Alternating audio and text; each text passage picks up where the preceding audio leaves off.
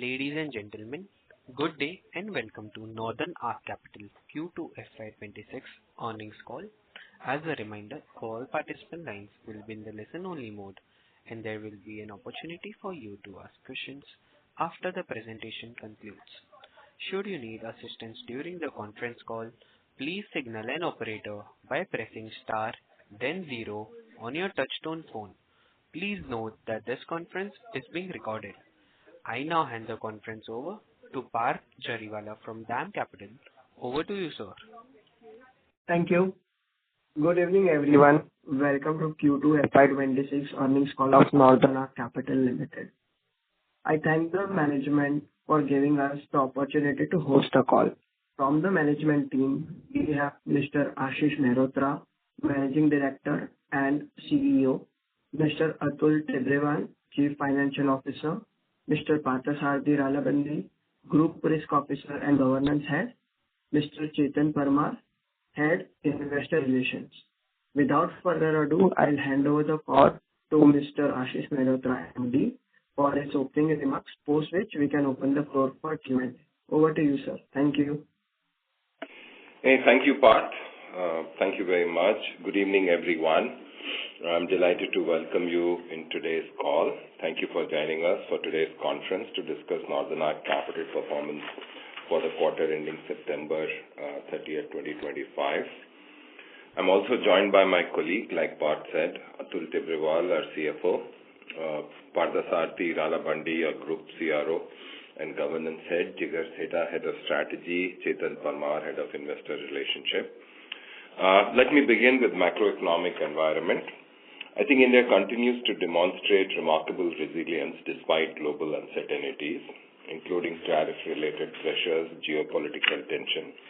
In the last 15 months, Indian economy had faced multiple headwinds, including slowdown in urban consumption, private credit investments, decline in manufacturing activity, rising protectionism, and supply chain disruptions. However, fair to say, in the recent policy measures, notably in income tax, GST, RBI, liquidity and regulatory easing initiatives, are expected to stimulate the consumption and support a broader economic revival. A normal monsoon will further add to the rural demand and stability. Together, these factors are poised to strengthen the country's growth momentum in the coming quarters. Following the repo rate cut earlier this year and the recent government stimulus through GST rate reduction, expected to provide a flip to consumption, creating supporting environment for higher growth in the second half of FY2026. We began witnessing early signs of revival in credit growth towards the later part of quarter two, and this positive momentum has further strengthened through the October, reflecting an improving credit demand environment across the key segments where we operate. Our assets under management grew by about 15% on a year-on-year basis and about 6% on quarter-on-quarter basis to 14,166 crores, reflecting the early signs of momentum which is in line with other players in the market. However, excluding the rural finance book, which we consciously calibrated, the growth would have been 22%, which would have been better than the industry growth rate. Growth was predominantly driven by a direct-to-customer segment, which accounted for 54% of our total assets under management as of September 25. Direct-to-customer AUM grew by about 17% from 6,498 crores in September 22 to about 7,628 crores in September 25. Excluding the microfinance or rural finance business, our direct-to-customer business assets under management has grown by about 32% on a year-on-year basis, which is in line with the guided strategy to grow the direct retail book by over 30%. Growth in D2C segment is driven by strong momentum in the MSME space, which grew by about 42% on a year-on-year basis. To support this momentum, we've added another 100 employees across sales collection functions during the quarter and expanded our network with 50 new branches in FY2026.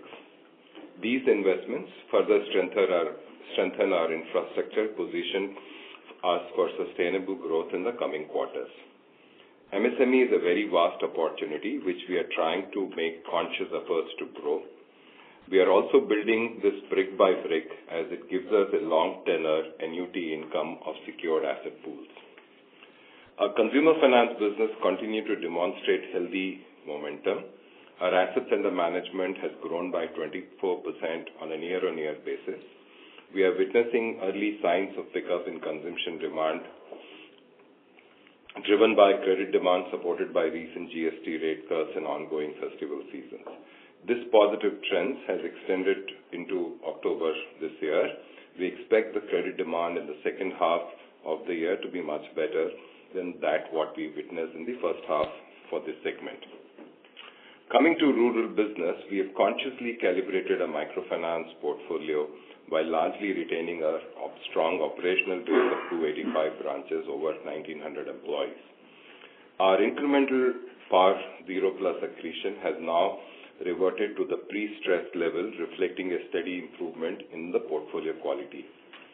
Notable fair to bring out that 80% of our MFI book comprises loans originated after implementation of the MFIN guardrails, and nearly 40% of our portfolios covered under CGFMU, and incrementally we continue to cover portfolio as we originate new loans under this program. This sustained improvement in asset quality, supported by a robust infrastructure, gives us confidence and capabilities to scale up our MFI business as we go forward.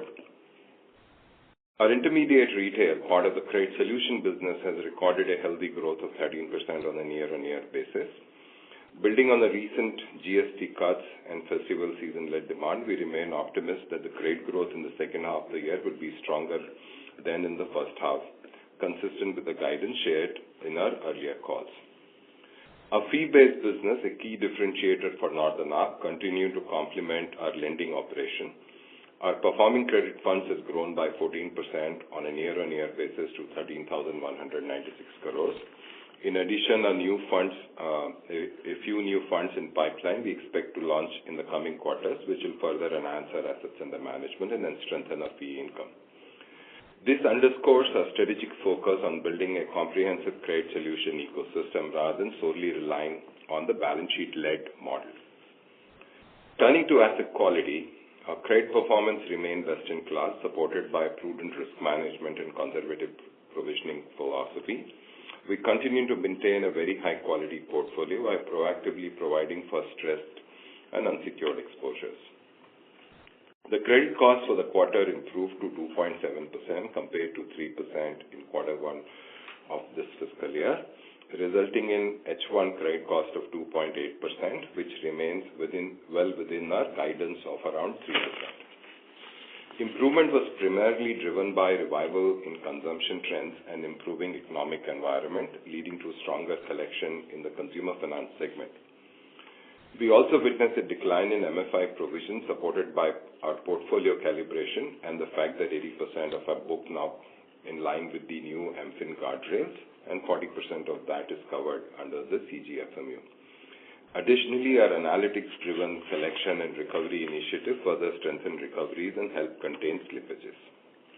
We believe that the steps taken, including responsible and sustainable lending practices, focus on long tenure retail products, adoption of MFIN guardrails, and the coverage of all rural finance assets under CGFMU guarantee scheme will help stabilize delinquencies going forward.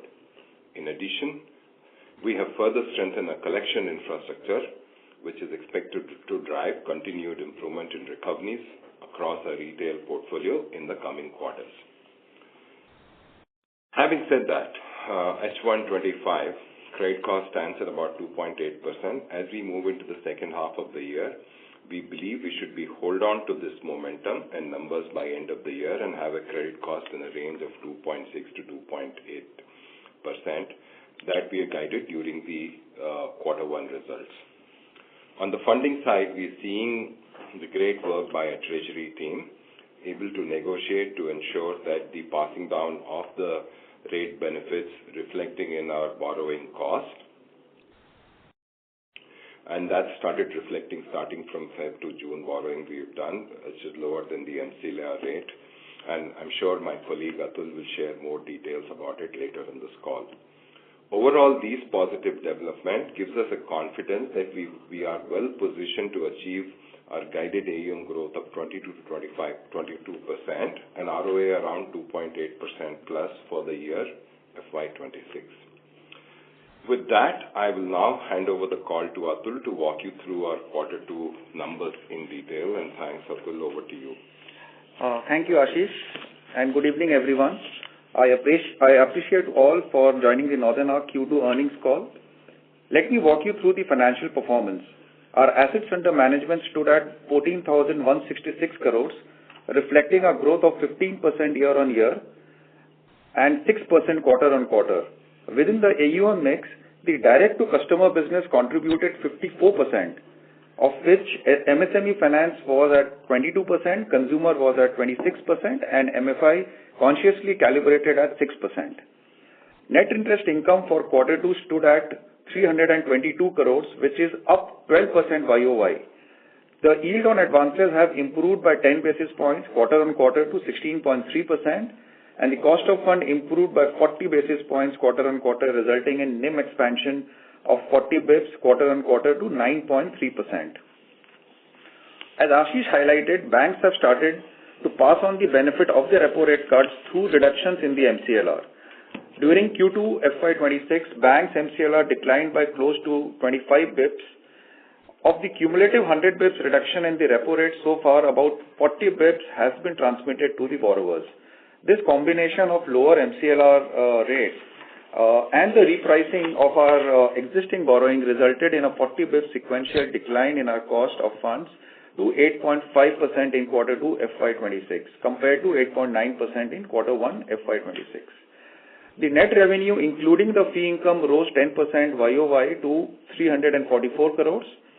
Fee and other income was at 21 crores. Our OPEX ratio for Q2 stood at 3.7%. The slight uptick in the OPEX was primarily on account of strengthening our MSME team, particularly in sales and collections. The pre-provisioning operating profit, or PPOP as we call it, for the quarter was 213 crores. Asset quality remained quite stable with GNPA at 1.15% and NNPA at 0.56%. Provision improved sequentially to 92 crores in Q2 compared to 102 crores in Q1. And this reduction was primarily driven by lower provisioning in the MFI portfolio and a revival in the consumption trends that supported stronger recoveries. On a percentage basis, the overall credit cost for Q2 improved to 2.7% compared to 3% in Q1.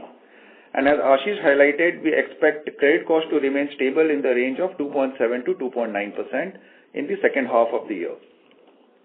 The profit after tax for Q2 increased by 13% quarter-on-quarter to 92 crores compared to 81 crores in Q1. ROA also improved by 22 basis points quarter-on-quarter to reach 2.6%. ROE for the quarter improved by 78 basis points quarter-on-quarter to reach 10.1%. On the liabilities front, in line with our debt strategy and AUM growth plans, we continue to diversify our funding base with a clear focus on long-term funds, including borrowing through the NCD and the ECB route. Liquidity remains very comfortable with positive cumulative mismatch across all the time buckets. As of September 25, we held surplus liquidity of close to 600 crores and undrawn sanctions of over 1,150 crores from various banks and institutions. Total borrowing at the end of the quarter stood at 10,331 crores with approximately 70% linked to variable interest rate, positioning us well to benefit from the ongoing decline in the interest rate. Our funding mix remains very well diversified with 25% sourced from offshore and DFI partners and the balance 75% from domestic banks, institutions and capital markets. Tangible net worth stood at 3,663 crores and which is up 10% YOY.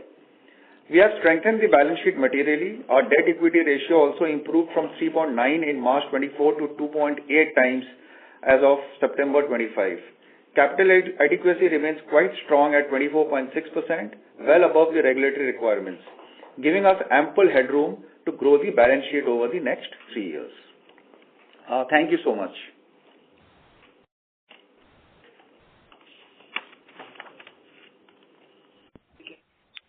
So Are we good to begin? Yeah. Are we good to begin the Q&A session, right? Good to go to the Q&A. Okay.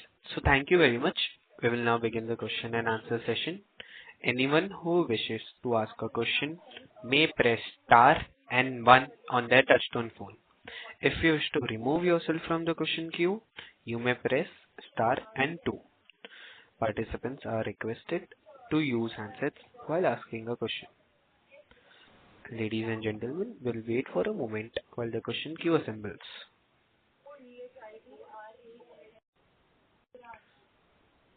The first question is from the line of Digant Haria from GreenEdge Wealth. Please go ahead. Yeah, I thank you for the opportunity. It is good to see that, our credit costs have stabilized now at 2.7. But Ashish, just one question to you here that, in the next 2 quarters, which is H2, because your full year guidance is 2.6 to 2.8. So it means that, we may not see any reduction in credit cost. And generally we were thinking that because MFI and small LAP, the worst is probably behind this. For the sector. No, like we said, anywhere between 2.6 to 2.7, 7.5. I think we will hopefully should see an improvement. Like I said, the quality of the new book is both in case of rural finance or MFI is actually better than what we were seeing in the April 24, so which is pre-stress level. It is actually performing better than that. We're seeing sequential improvement across the portfolio. But if there is a residual stuff which needs to pass through, that will pass through. And that's one of the reasons why we are holding on to it. Obviously, with the investments in collection and in investments in analytics will allow us to get some more incremental gains.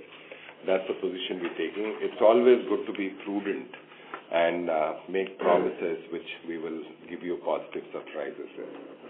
Right. Okay, that's great. I always thought so that, No, I'm holding on to what I said, and, everything we've said in our comment, we also refer to the earlier guidance, and it's important for us to build that level of in what we are saying and how we demonstrate the performance against the comment we make in this.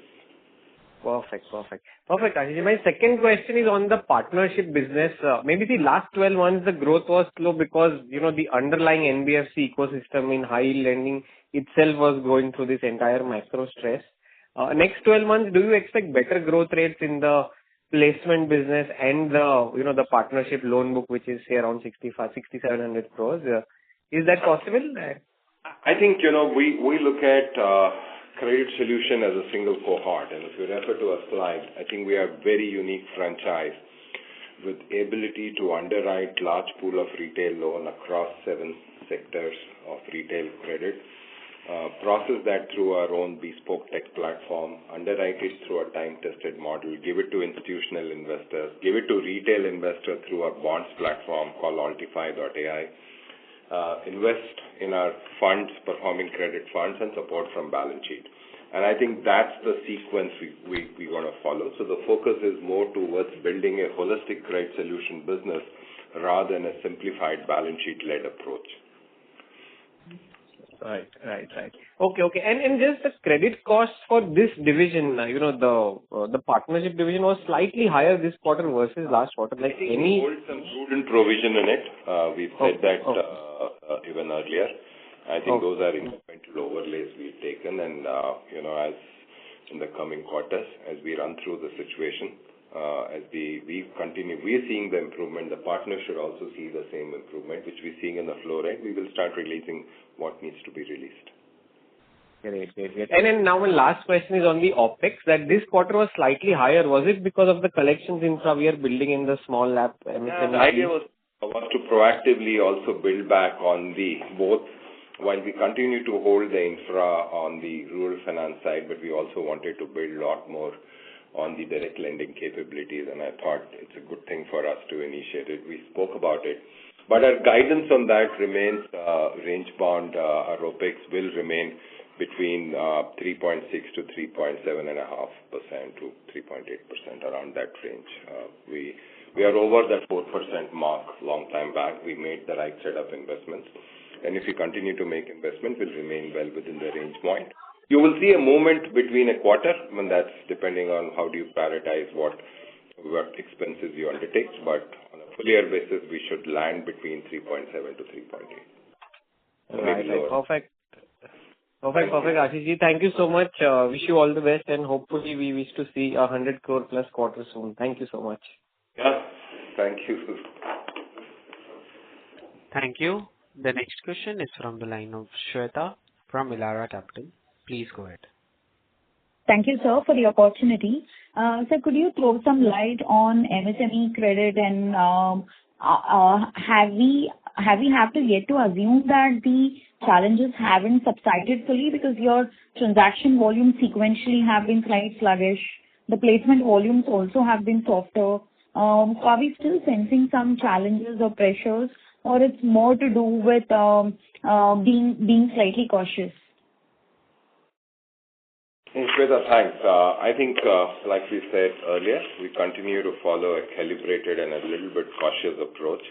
We do not represent in a placement business institution where we don't track risk. We are not like other arrangers. It is skin in the game for Northern Arc. So we consciously take a pool which we take for an institutional investor needs to pass through our pool filters. And that's why 90% of investors continue to buy pools from us for over 3 to 5 years. They are a large client, so I think that's where it is. There is also the demand on this sector has been slightly slow. That is one of the reasons. But on our own balance sheet, you've seen that business has grown tremendously, and we continue to see that growth momentum. I think as we get into H2 of this year, we're seeing massive traction being building in our placement business and in our bonds platform. Those two will augur really well for us to build the fee franchise apart from the growth in the funds. Sure. And so secondly, what contributed to higher credit cost on the intermediate retail segment? Like I said earlier, it's a prudent provisioning which we're carrying on some of the accounts. There is no specific reason for us to do it, but we wanted to have enough management overlay given the stress which we witnessed or what we're seeing, the amount of credit which flows through. It's good to have prudent provisioning. Okay, so just to follow up there, so even the stage 2 that sort of saw some spike sequentially emerged from, which portfolio contributed to this spike on stage 2? I think that came in on the unsecured business loan side where we created some bit of provisioning, and that's one of the reasons why you're seeing a slight increase in the stage 2. Sure, sir. Thank you so much. Thank you. Thank you. The next question is from the line of Shubhranshu Mishra from Phillip Capital. Please go ahead. Hi, Ashish. Good evening. Thanks for this opportunity. Just wanted to understand which all sectors do we cater to in the MSME financing, and which all sectors are actually under stress? Are they tariff-related sectors, or are there some other kind of sectors?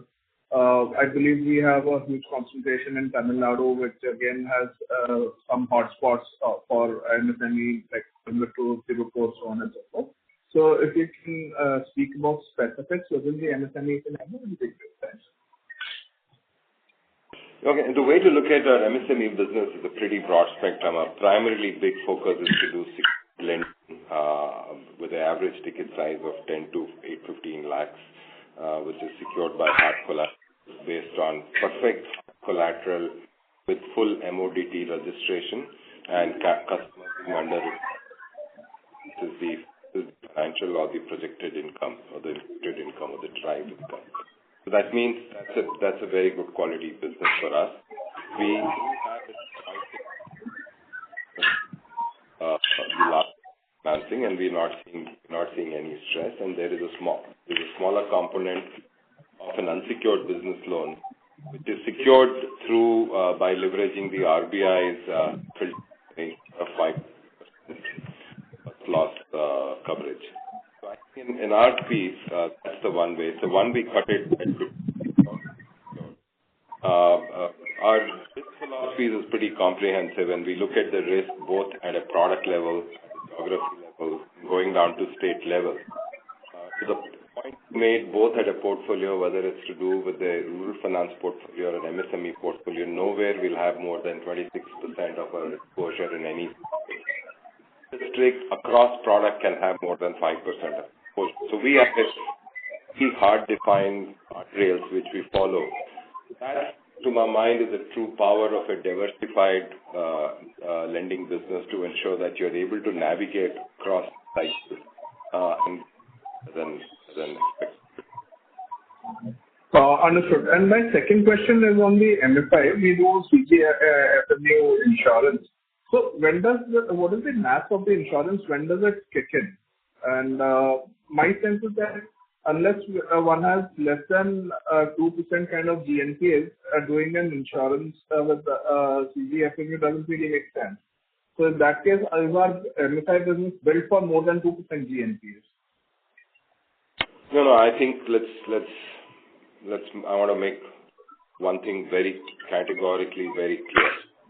Our entire rural finance business runs on our time-tested lending scorecards. While we do follow JLG and a non-JLG financing model, which is more from acquisition, servicing, and the engagement with the end customers, but each loan approval is a function of NEO score.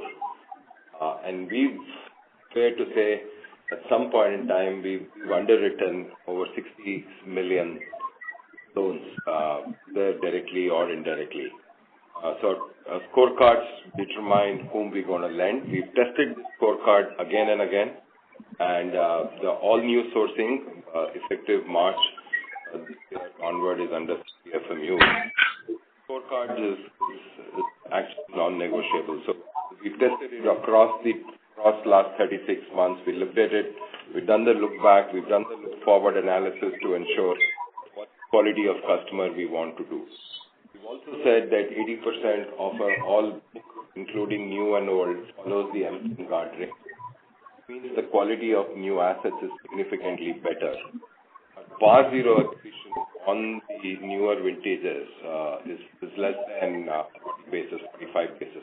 So that tells you the quality of the book. I'm going to request my colleague Partha Sarvi to add more texture with regards to risk here. Ashish has covered specifically on microfinance. While the CGFMU cover is there to ensure that we don't have big volatility the way we have seen in the last few, most of the market in most of the industry has seen the last few quarters. That is not the basis on which we take credit exposures. Credit exposures are taken based on the risk that we see at the borrower level and if it is acceptable. To that extent, the portfolio is covered by CGFMU. I mean, all the portfolio that is originated from March 25 is covered by CGFMU. But again, that's not how the underwriting is done. It's not the basis on which underwriting is done. Understood. Thank you so much. This was very helpful. Look forward to future quarters. Hey, thank you. Thank you. The next question is from the line of Chintan Shah from ICICI Securities. Please go ahead. Thank you for the opportunity and congrats on a good set of numbers. So firstly, on the margins front, so margins have kind of seen a steep uptick, so almost 40 bits improvement, largely driven by the funding cost. So how much of the funding cost is yet to be, how much the borrowings are yet to be repriced? I understand that 70% of the borrowings are floating in nature, so most of them have been repriced, or do we anticipate some further benefit in H2 as well? That's the first question. So thank you. I'm going to request Atul over to you for all the great work Treasury has done. Hey, thanks. Hi, Chintan. So on the liabilities front, Chintan, as you mentioned, our strategy is to diversify and with a clear focus on long-term resources. So this quarter, the key levers for us was issuance through the NCD and the ECB route.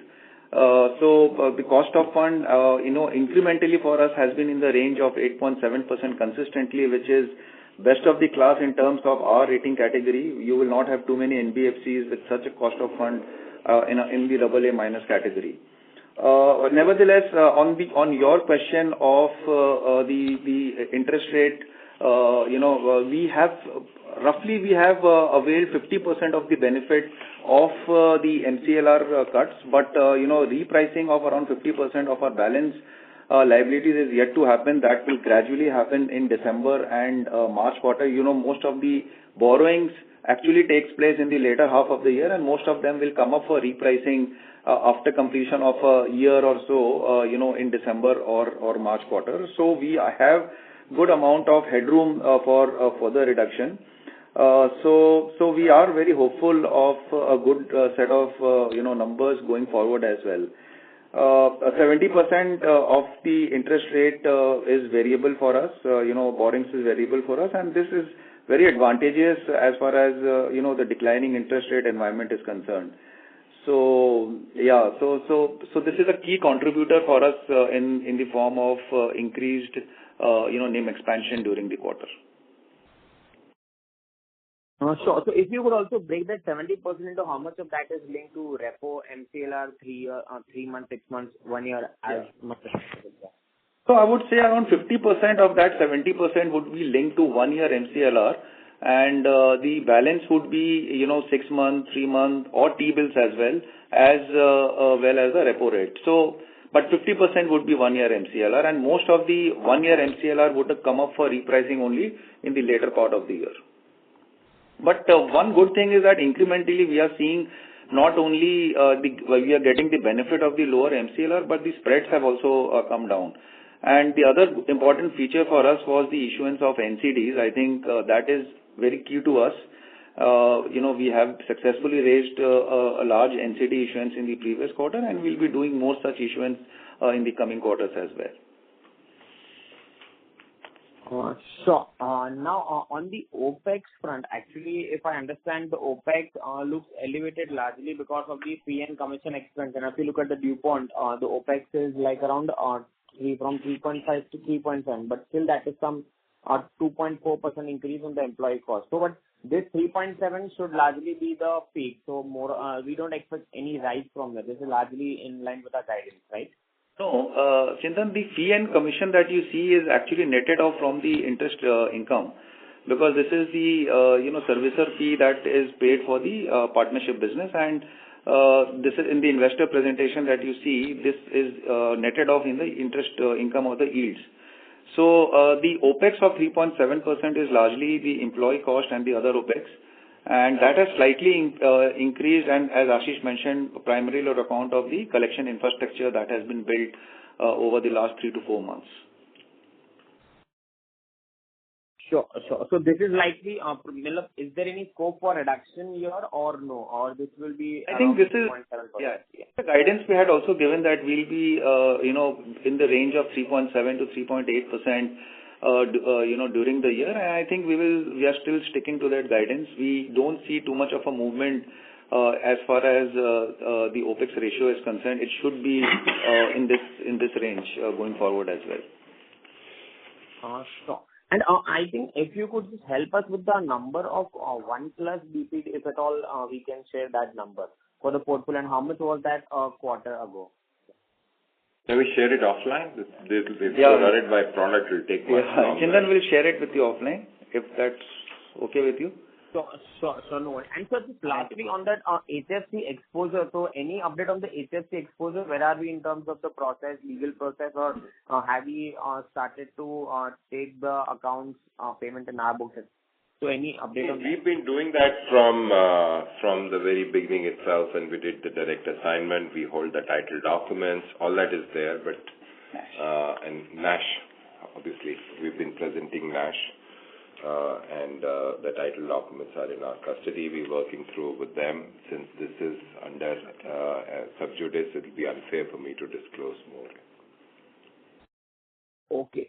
So, and just one lastly on the fintech exposure. So, any stress do we see in the intermediate retail book among the fintechs or any other large accounts? Where are we seeing some stress, or is it business as usual? I think it's business as usual. We've been prudently calibrated the growth across the sectors, if you look at it, and we've also been pretty prudent in terms of the volume growth.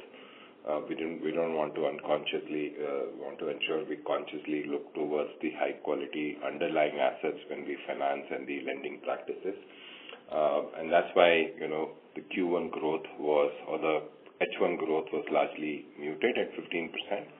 I think we're seeing a better trend in the underlying books of each originating partners. As we're seeing better quality of book and book coming in, we're happy to support with more liquidity solutions. And that holds true for placement, that holds true investments, that holds true bonds, everything else, including structured finance products.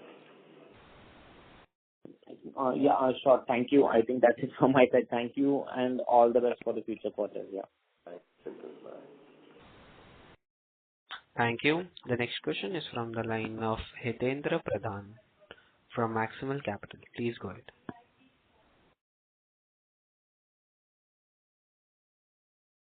Mr. Hitendra? Yeah, hi. Are you able to hear me? Yes, sir, we are. Yeah.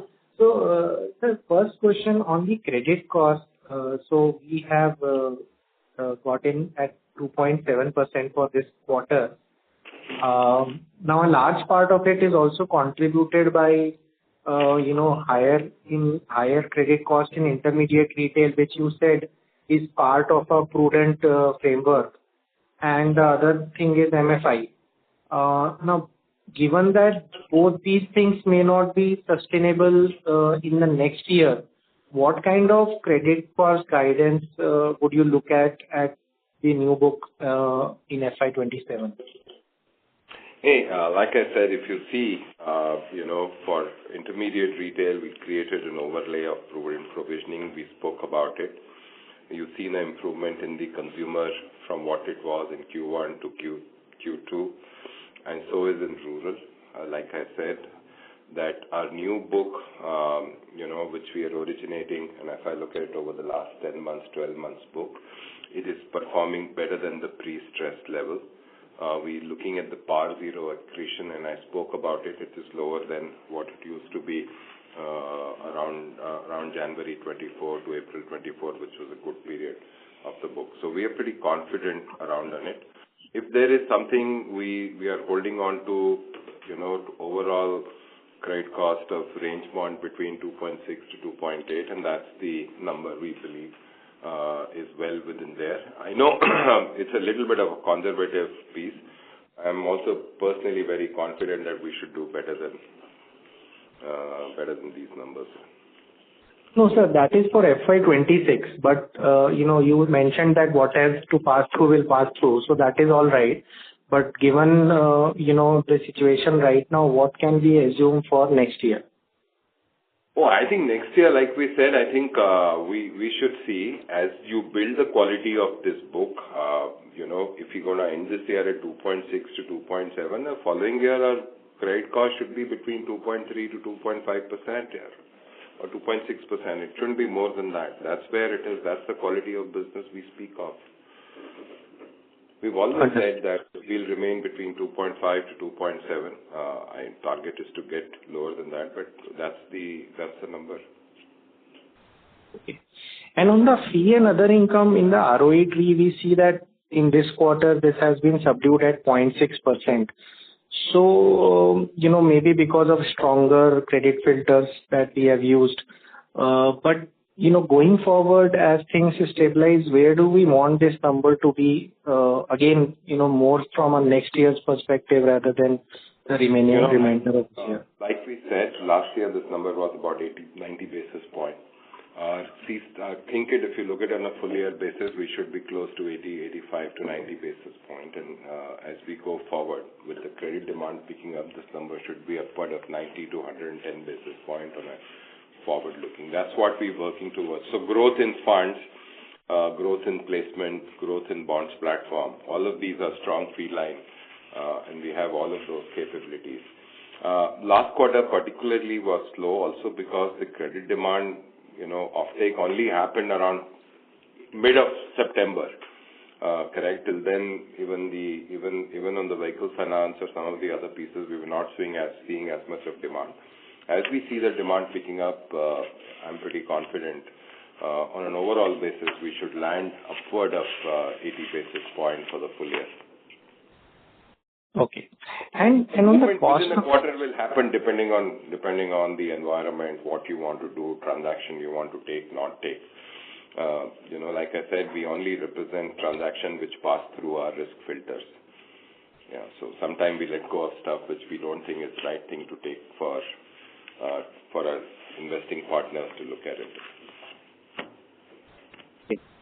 On the cost of fund, we mentioned that, so we have got a 40 basis point reduction in this quarter, and we mentioned that this is just the 50% of the overall decrease that we might have. So, but this has been erratic also, like quarter before it was 8.7, and then it increased in Q1 by 20 basis point. So are we looking at this to settle at around 8%, given where repo and things are? Atul, you want to take it? Yeah, sure. So this 8.9% for quarter one was the overall cost for the entire book, and this 8.7 that you are mentioning is largely the incremental cost. So I think, we should settle in this range of around 8.5 to 8.6% in the next few quarters. This is what we are giving a guidance, but there is scope. There may be a 10-15 basis points lower as well, but as a guidance, we would say that we will stick to around 8.5, between 8.5 to 8.7% for the year. No, Atul, you mentioned that, we have received around 50% of the rate cuts that have been there in the market. So what is the base from which we are comparing this? Because we are already at 8.5. So how much have we got? Yeah. And how much further is the scope? Sure. So a lot of these banks who would have, already reduced the MCLR, they would have given loans at a much higher rate. So even if their MCLR comes down, it will not be very significant, because if you recall a year back, the rates were close to 9.30 for us. So even if they have to reduce the rates by around 40 basis points, this will not reduce my overall cost to below 8.7%. So that is the reason I'm saying we will be in the range of around 8.5 to 8.7% incremental, and for the year we should close in the range of around 8.6%. Okay. And just final one, bookkeeping question now. You have been taking the insurance on the MFI part. So has that also contributed towards increase in the OPEX, and how much in absolute number would we have paid in terms of premium? We will have to get back on the exact number for that. Maybe Chetan will, circle back to you with that number. Thank you and all the best, sir. Thank you. Thank you. Thank you. Thank you. The next question is from the line of Darshil Javeri from Crown Capital. Please go ahead. Mr. Hello. Darshil? Good evening, sir. Thank you so much for taking my question. Hopefully I'm audible. Yeah. Yeah. Hi. Firstly, congratulations on a great set of results, sir. So I just wanted to know, in terms of guidance that we just gave right now, I don't know if I could hear it correctly. You're saying an AUM growth of around 22% and ROA of 2%, right? Is that fair, sir? No. Hello? No. We said the overall growth of 20 to 22%, and ROA of 2.8%. 2.8%. 0.8. Okay. Yeah. Because I was about to ask that in H1 we've done such good ROA. Yeah. Okay. That makes a lot of sense. Hello? Yeah. Yeah. Okay. Saying that sequentially we have improved from 2.4 to 2.6% already in Q2, and end of the year we should be in around 2.8%. Okay. That helps a lot, sir. And sir, just wanted to go maybe in a more directional for a longer term vision. Like, we have the slide where we've shown that we've grown over 30% despite demonetization, COVID, and now MFI stress. So just want to know, like, currently when you're saying our book is performing better than what it was pre-stress, so maybe next 2 years, can be even more accelerated, like 20% is the 25% is the guidance, but it can be towards the more higher side? Because I think whatever bad in terms of macro environment was supposed to happen has probably happened. I don't know if anything worse can happen. Hopefully, God forbid, doesn't happen. But is it a fair assumption that now the acceleration phase where, we can even be better than what we are performing previously? Hey, Sashil, thanks for pretty insightful. You picked it up. Said for this year, our growth should be between 22 to 22%, between 20 to 22%. On a forward-looking, we said given the quality of business, we should be growing anywhere between 25 to 28% should be a sustainable growth rate on a year-on-year basis. Sometimes you have to calibrate depending the risk you are seeing, and that's one of the reasons we calibrated our growth. But the core businesses grew, like I said, our direct lending business to MSME, to secured MSME, to the overall MSME as a cohort, consumer as a cohort grew almost 30% plus. So, I think overall growth forecast on a forward-looking basis should be 25% to 28%. This year, given that the H1 and Q2 was muted and now we're seeing the growth, we should land somewhere between 20 to 22%. Okay. Fair enough. Yeah, that's it from my side. So thank you so much. All the best. Thank you. Thank you. The next question is from the line of Parth Jariwala from DAM Capital. Please go ahead. Hi, thank you for the opportunity. Sir, our credit cost has improved on the MFI piece, basically the rural business. So, what are the green shoots are we observing there? Can you throw some color there? And secondly, our provision on stage 2 has sequentially came down. So, what is the reason for that? Those two questions on my side. Partha, you want to take it? Because we spoke about PAR 0 accretion, so maybe you want to give more granular texture. Right. Thanks, Partha, for the question. As you mentioned, the MSME credit cost for Q1 and Q2 both is at 1.8%. And what we are seeing actually is the collections improving and the flows actually come down a little between Q1 and Q2. The way we look at it, with improved focus on collections and the flow control, this should improve as far as the MSME credit cost is concerned. On the MFI credit cost. MFI credit cost again, while the CGFMU is there, but in terms of the current credit cost, as you can see, Q1 was 7.7 and Q2 is 5.1%. We should expect the credit cost to improve. The net accretion to PAR, that is 1 to 90, has actually come down quite a bit between Q1 and Q2. Directionally, it is looking pretty reasonable. Also, the advantage of using our own scorecard, which some of the other lenders also now begin to use, called New Score, helps us not only to get better approval rate, but also to eliminate potentially bad customers. And while we may use CGFMU scheme, but our sense is with or without, our quality of the book should be significantly better using our scorecards. And sir, what would be the overall credit cost for the rural business for this year? Currently, credit cost will be about 5.1. Currently, 5.1. Even if you I'm asking for the year. Q2 is at 5.1, and obviously Q1 was at 7.7, which was slightly elevated. The way we look at it overall for the year, we should be able to maintain under 5, around close to 5. I think you see an improvement as we go forward on a quarter-on-quarter basis. Yeah, that's where it should be. Sir. And on the PCR on stage 2? Yeah, but on the PCR question, it's a matter of composition of what was there and what type of asset is there in the stage 2. We have seen an addition of one asset in stage 2, which required unlike a retail portfolio where the stage 2 provision requirements are significantly higher, under Ind AS, when the life of an asset is equal to or less than 1 year, the provision coverage ECL requirement on a stage 2 asset is not substantially different from a stage 1 asset if the average life of the asset is lower. Because of which, if the stage 2 composition is such that the asset which requires lower stage 2 coverage is the one that is added to the pool, obviously your coverage ratio will look a little lower.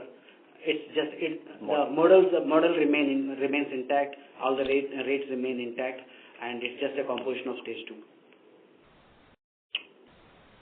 Okay, sir. Thank you. Thank you.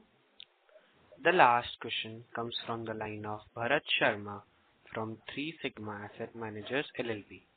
Please go ahead. Yeah, hi Ashish and team. First and foremost, congratulations for a good quarter. Ashish, I'm a retail investor. I want to just understand what is your overall, I'll say, long-term positioning for North Star in, vision for North Star in Indian financial ecosystem, right? Where do you see yourself in next 4 years in terms of, say, being a large NBFC or any special segment-specific NBFC? Just wanted to have an overall, I'll say, vision from you. No, I think thank you, Parth, and it's good, Bharat. Thank you, Bharat. I think fair to say the unique strategic posture which Northern Arc has is hitherto no other company. If you take a composition of the capabilities and a domain expertise Northern Arc has developed, essentially financing the credit needs of India's underserved household and businesses through a multi-channel. We run probably the most unique credit solution business, which is where we can originate large pool of retail loans, whether they are housing loans, whether they are consumer loans, whether they are MSME loans, whether they are vehicle finance, whether they are agri, whether they are solar, across the 7 sectors where we operate. We have our proprietary scorecard. We've been doing this, each of these segments, we've been doing for more than 10 years. So this means we have over 55 million time series of loan performance data of individuals, unique individuals. We then build the competence for last 15 years to take these pools to institutional investors. We've placed over 1.3 trillion INR of institutional credit. We only take those places where we have exposure, where we track risk to the institutional investors, and that reflects on the quality when a paper comes from Northern Arc, and that's a unique capability. Not a transactional capability, but a unique capability. We've been doing it for 15 years. It's core of the credit solution piece to us. We can make that paper available to a retail investors for last 3 years through our bonds platform. Please do look at multifee.ai. You can download the app. We've been placing almost $2 billion through our performing credit funds, where the current outstanding is about 3,200 crores of assets under management. But since these are amortizing funds, you originate and you deploy a lot of assets. We've run 12 funds so far. 6 of them have closed. The funds which have closed have generated gross returns of 14.25%, between 14.25 to 14.5%. That's a performing credit returns. That's a return more in line with we've delivered. We right now have 6 funds which we are running. We are raising money for 3 new funds. One is in the space of climate. The second is in space of MSME. The third is also in the space of MSME, and the fourth will potentially be in the space of women entrepreneurs. So we run high impact funds, both high quality HNI and UHNI, and institutional investors invest in it. So ability to originate, ability to underwrite, ability to have a unique technology platform which none other has, to process so much of data, information, 60 million time series of loan data, coupled with then the placement business, then the bonds platform, then the performing credit funds, and our own balance sheet to support. and build on top of it risk mitigation and collection team. That's created a unique capability unlike any other institution. So that's the one part of it. Using that learning, then we said we should also build, for last 5 to 6 years, we build direct-to-customer business, which focuses on MSME, consumer, and rural. So it's a great mix and a unique capability of a very well-diversified retail financial services business with a very strong fee franchise. I think that gives us both the domain expertise, consistency of performance. Over the last 15 years, we've been profitable quarter on quarter, year after year. So there is a lot to speak in terms of unique positioning. And actually, if you look at on my liability profile, what Atul spoke of on cost of funds, including the core underlying profile of that, almost 30% of our borrowing comes from multilaterals, both domestics and overseas. So given the entire unique headspace, it positions us with the right to win as a diversified retail lender and a unique fee franchise between solutions placement and the fund management business. And I look at it forward-looking, I think growing at 25 to 30%, it gives us well positioned for us to be a high-quality growth franchise, getting to the late teens ROE over the next 2 to 3 years. I think that's what we look at it. And the advantage we have is given the unique nature of our business and so much of credit which flows through us, we should be performing significantly better. So our sense is from current return on assets of 2.7 to 2.8, if we're going to end this year at around that, we should get to see a 100 basis point improvement over the next 4 to 6 quarters. I think that's where I'm looking at it. No, Ashish, thanks, and really appreciate. One last, I'll say, closing question and comment. One is this, that appreciate you giving a guidance of 27-30% growth. But I assume some of this would be linked to the growth of the economy also, right? So are you probably somewhere have you benchmarked yourself to with regard to the overall GDP growth, or you are probably putting this 30%? No, I've not said 25 to 28. I think we benchmark both the way to look at it on a banking piece is to look at it saying if the GDP is growing 7.25%, can you grow 3x of that should be doable for the GDP to grow at 6 or 7%. That's the one part of it. The second, one in the credit solution, you have a wide sector, so you can dial up, dial down, and you have the full capability between performing credit funds, bonds platform, and the balance sheet to support. In the direct to customer, a chosen field is 3, correct? One is MSME. We know 50% of India's MSME does not have access to formal credit. That's a very large cohort for us to grow, or for all the lenders to grow in that segment. Our entire GDP, 60-64% is consumption-led. This means if the consumption is going to continue to happen, that means your consumer finance business should continue to grow at 25% plus. In rural India, about 10% of only 10% have access to formal credit. 90% still doesn't have. That's the power we need to bring into play. So I think we've very consciously chosen 3 key segments where we want to play directly, and we have a unique strategic posture with none other institution in a credit solution business. There are very few players which can take a holistic view of credit solution between lending placement, funds management, bonds, and all of that capability. I think that gives us a right to win in the areas we chose to play. Best wishes to the entire team.